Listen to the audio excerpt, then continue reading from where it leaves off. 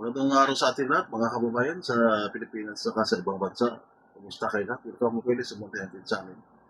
Magbibigay lang tayo ng opinion at reaction tungkol sa tuloy-tuloy na impeachment hearing ni Duty Sara. So dito naman magbigay lang tayo ng opinion. So susumahin mo kasi yung hearing nila talagang ano lang ito, para lang ipakita sa sambayan ng Pilipino na dumadaan sa proseso, pero isa pa rin dito yung patutunguhan.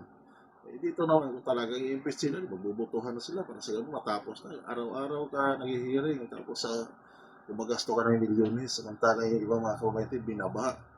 Napakaraming mga dapat paglagyan sa mga pondo na yun. Ngayon nga lang ginawa nila ito para mapagtakpan naman yung mga kagaya ng mga flood control na yan, mga corruption. So ito yung pangtakip nila. Atin na naman is opinion lang ito, pero halata kagaya naman ng tungkol sa bangko na sinusupi. Alam mo ba, bawal din yan talaga yung mga records ng bangko kung wala namang order yung korte. Dito kasi, political lang itong ginagawa ng pag-impeach kay Bibi Sara. Ito, hindi natin kinakampihan kung mali. Parusahan, pero sa tamang proseso, at saka patas din sana. Napakaraming dapat imbestigahan. Una, kung matatandaan natin yung si Senate President Escudero pa, sa sa speech niya, isang taong kilala doon, napasimuno ng lahat. Imbestigahan ba nga ngayon? Wala. Dito naman, tingnan mo. Yung mga kagampi ni Bibi Sara, yung pangayon na unti-unti na nakukulong. Pero yung mga taong kilala na talaga na yun, isa yun sa pasimuno. Wala nangyayari. Dahil pag gawin naman nila ito, maramang ang ombudsman natin, i-invest nila kasi nga maraming madadami mga politiko. So dito, alam na ng sambayan ng Pilipino na ito talaga yung patutunguhan dahil nga si BP Sara, isa itong balakid sa mga plan nila. Ang labanan kasi dito ngayon is kapangyarihan at saka pagdarusan. So dito, ang masasabi naman natin dito, sa mga tiwaling mga politiko naman at mga kinaukulan, darating ang panahon naman mag-retiro rin kayo. Darating ang panahon naman wala na kayo sa posisyon. Kaya ba ng konsensya ninyo nung kayo pa ang nag-aupo, kayo pa nanungkulan, binalanghihan niyo sa bayan ng Pilipino? Nasa maraming lugar ng ating mga OFW, nagsumika para matulungan hindi lang pamilya, pati yung ating bansa. Anong ginawa natin sa mga tax nila? Basta-basta na lang na ninanakaw ng walang kabuluhan. Mga tiwaling politiko lang ito maliban doon sa mga mababait naman. Dito, makonsensya rin tayo. Alangin naman din natin yung mga maliliit natin, mamamayan.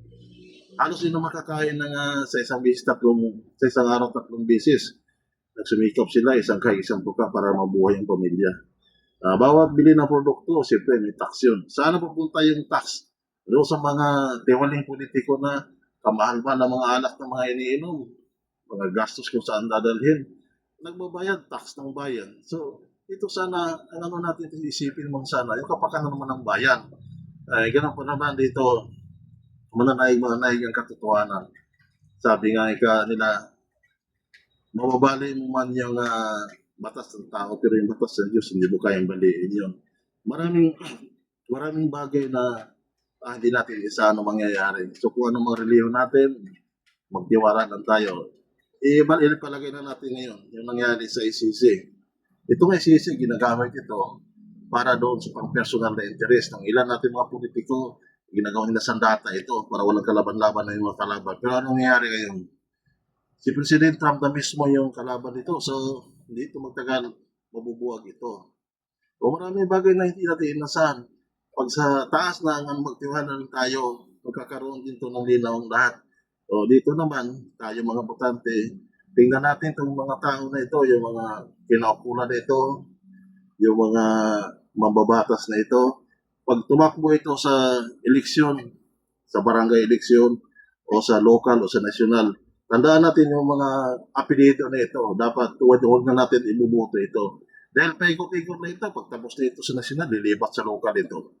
So, maging na rin tayo, aware na rin tayo kasi tayo lang talaga dito sila, pasarap-sarap buhay, ang dami mga bodyguard, dami mga sasakyan, kumakain sa mga sasarap na kainan, pasok ng mga beer house, pera ng bayan ang ginagasto. So dito, rin tayo, marunong matuto na rin tayo sa ganung paraan naman na makapili na rin tayo ng tamang politiko na talaga maglingkod sa bayan. Sa atin naman is opinion at reaction na bilang simpleng mawain. Maraming salamat, buhay po tayong lahat. God bless.